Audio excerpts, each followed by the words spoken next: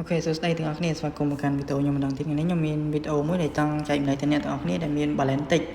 ដើមយើងតូចៗហើយយើងពិបាកចូលផ្សារដោយសារថាឥឡូវទាំងអស់គ្នាដឹងហើយគឺមាសវាដើរខ្លាំងមែនតើគឺរឹតឡើងចុះឡើងពី 3% អញ្ចឹងហើយដូចអ្នកទាំងអស់គ្នាឃើញអញ្ចឹងដូចថ្ងៃនេះអីមាសដក 4% បាត់ហើយចុះតាំងពី 4,800 សម្រាប់អ្នកមាន balance តូចអី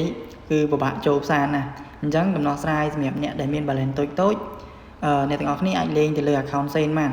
អញ្ចឹងវីដេអូនេះខ្ញុំនឹងប្រាប់អ្នកទាំងអស់គ្នានៅលើ broker Xnet ដើម្បីបង្កើត account Sen យើង trade នៅលើ account Sen ដើម្បី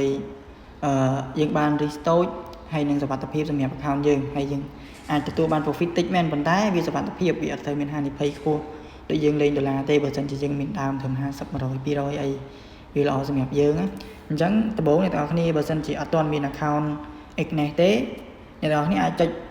link នៅខាងក្រោមវីដេអូបានដើម្បីចុះឈ្មោះ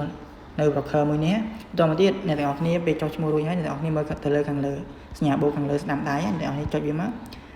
ហើយទាំងអស់គ្នាជ្រើសរើសនៅ account ពាក្យថា standard sen ខាងលើនេះអ្នកទាំងអស់គ្នាអូសពីស្ដាំទៅឆ្វេងមកឃើញ account standard sen អ្នកទាំងអស់គ្នាចុច continue ហើយកន្លែងនេះអ្នកទាំងអស់គ្នាជ្រើសរើស platform មួយមក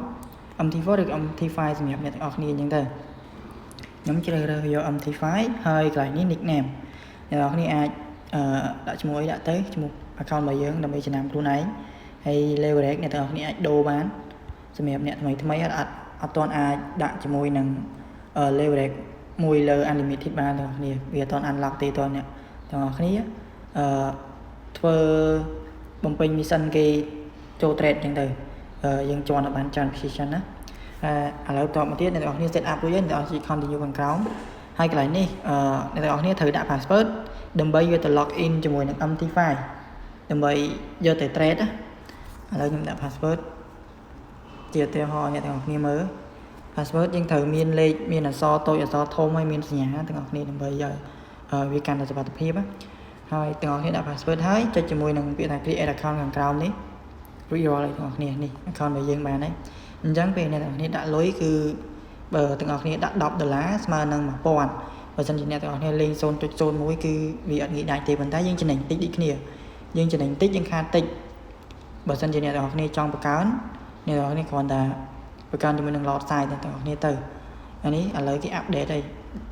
ដាក់ចាប់ពី$50ឡើងនេះខាងក្រោមនេះហើយវីដេអូនេះមានតែប៉ុណ្្នឹងទេអ្នកទាំងអស់គ្នាសង្ឃឹមថាអ្នកទាំងអស់គ្នាអាចការពារ account បានកុំឲ្យដាច់ account នេះពេក